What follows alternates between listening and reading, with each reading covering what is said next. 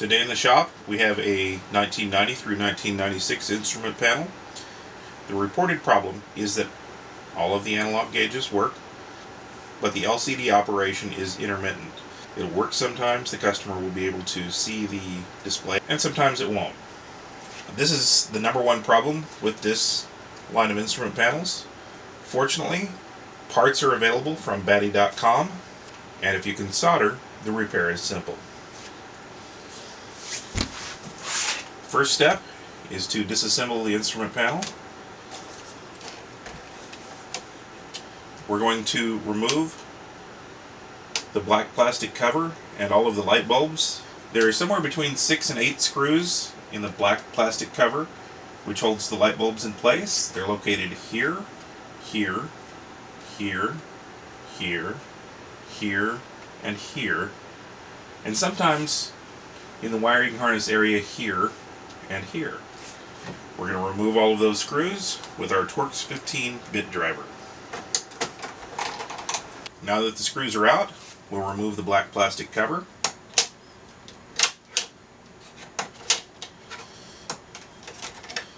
There are some plastic tabs on the right and the left and at the top which hold that cover into place. Just gently maneuver it away from the circuit board. The next step is to remove the 19 to 20 light bulbs that are in the back. We do this by twisting each light bulb about 1/8 of a turn counterclockwise and pull it out. The next step is to remove the clear plastic bezel from the white plastic housing that holds the instrument panel. There are 6 screws which hold that in place. Those are located here, here, here, here, here, and here. Now that the 6 screws have been removed, we'll lift the white plastic housing and set the bezel aside. The next step is to remove the LCD panel. We're going to be very careful when we do this. This is glass and it is fragile. If you lift the LCD panel away from the connector too far, it will break here or here. So we're going to be very careful not to put too much pressure on the LCD panel when we're removing it. We're going to lift it at the top just far enough to get it to separate from the electrical connector.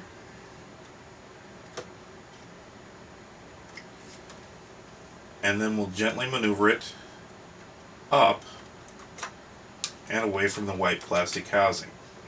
Again, if we do this wrong, crack the LCD panel, so be very careful. Next we have a color filter.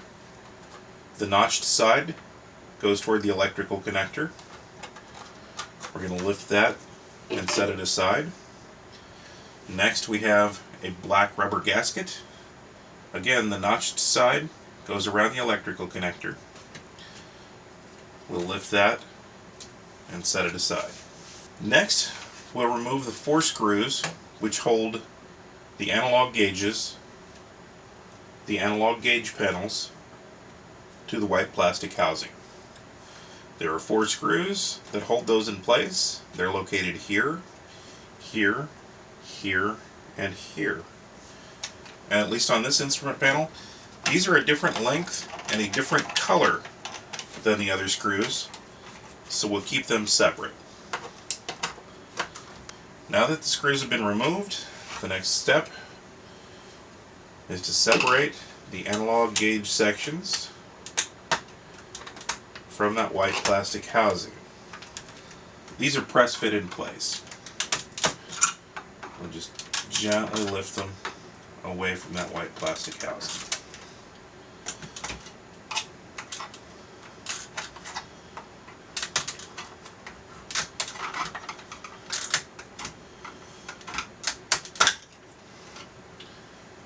And we'll set them aside. We want to make sure to set them down with the needle side pointing up.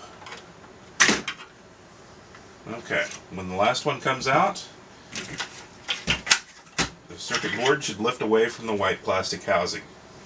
So the electrical connector that we're talking about replacing is this one, is the one that connects the circuit board to the LCD panel. In this case, it's very obvious what our problem is. One of the factory wires is broken and come away from the electrical connection here. It would be easy to solder this in place, but in order to keep this from happening again on a different wire, we're going to go ahead and replace the entire electrical connector. We've purchased a replacement connector from Batty.com. It comes pre-wired, and you can see it's an exact replacement for the factory connector. At this point, we will note that on one side of the electrical connector, we can see 10 metal contacts. We want to make sure to install the new electrical connector so that the 10 electrical contacts are pointing toward the top of the instrument panel. The top of the instrument panel would be right here. So our goal is to remove the solder. Our goal is to remove the solder that holds this connector in place.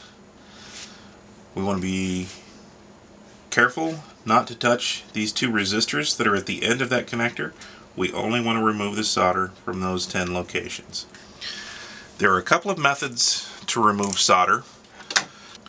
The first is with a desoldering pump. I'm using a 15 to 25 watt soldering iron. This is not a fancy expensive soldering iron. I picked this up at Radio Shack. It's good enough for this job. I'll add a small amount of the solder included in the kit. This adds some rosin to the mixture and helps the heat flow. Then I'll heat up the connection. I'll press down and remove the solder with the soldering pump. This is a super fast method to remove solder. Again, we'll be very careful around that end resistor.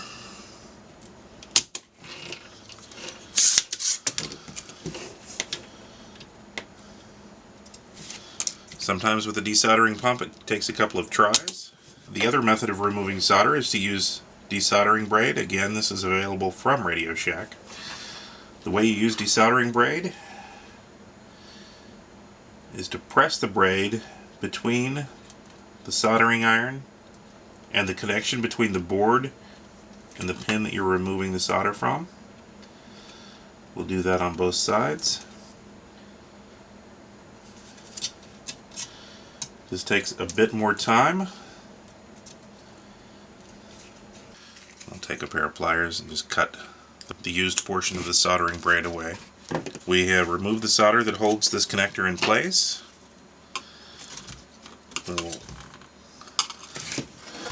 I think they're all moving freely. Okay, so we use a small flat-bladed screwdriver to gently remove the connector from the board.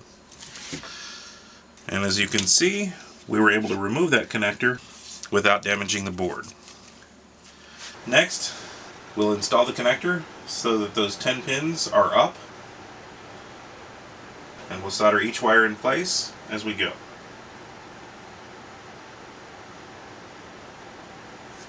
We'll place the wires through the board one at a time and then solder them in place. We want to make sure that none of the wires cross, that the wire on the right side of the connector goes into the right hole, and that the next wire goes into the next hole, and on and on.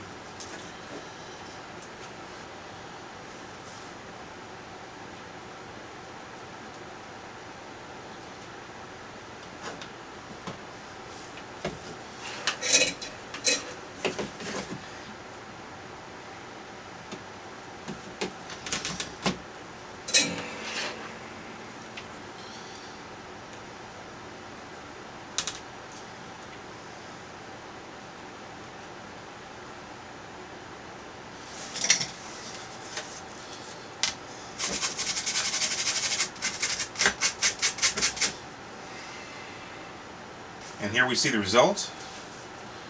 We have the new connector soldered into place. The insulation on each of the wires is completely up against the board. Next we'll verify that there are no crossed wires. The first wire goes to hole number 1. The second wire goes to hole number 2, 3, 4, 5, 6, 7, 8, 9, and 10. So we're good.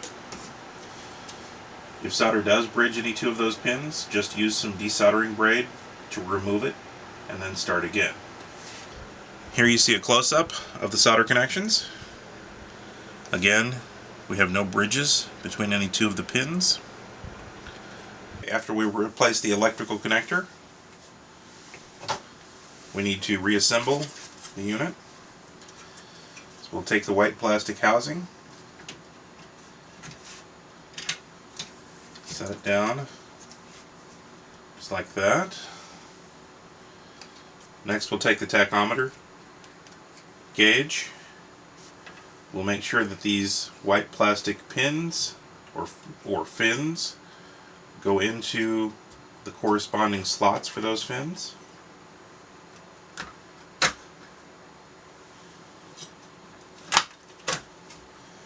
And then we'll press the board into place.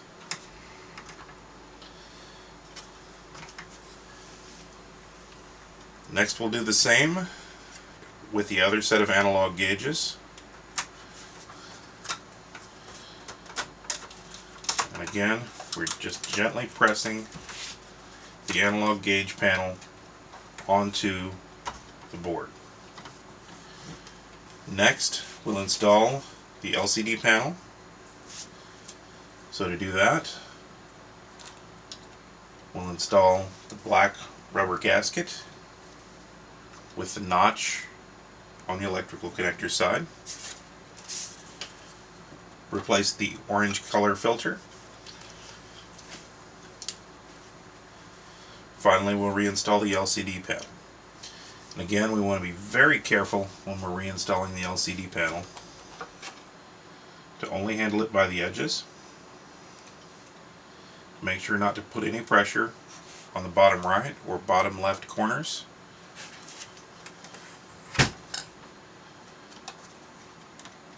We'll line up the 10 pins in the new connector with the 10 pins on the LCD and gently press it into place.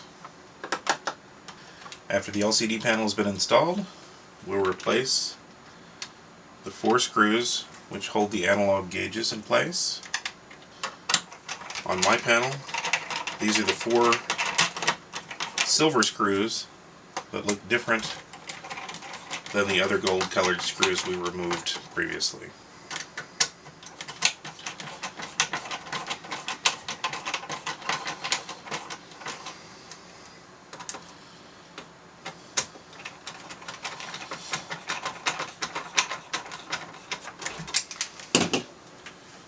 We have a little bit of dust that's accumulated on these panels. In order to clean them, we'll use some compressed air to get rid of the dust that's accumulated on these panels over the years.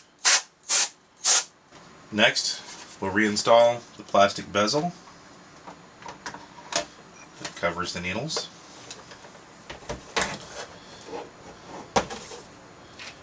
And we'll replace the 6 gold Torx screws that hold it in place. Next, we'll reinstall the light bulbs. For better reliability, this is an excellent time to change the light bulbs. To replace the bulbs, we'll insert them in each socket, rotate them 1/8 of a turn clockwise. Finally, we'll replace the black plastic cover. There are 3 tabs which help hold this in place. On the right side here, at the top here, and on the left here. Then we'll replace the 6 to 8 screws which holds that black plastic cover in place.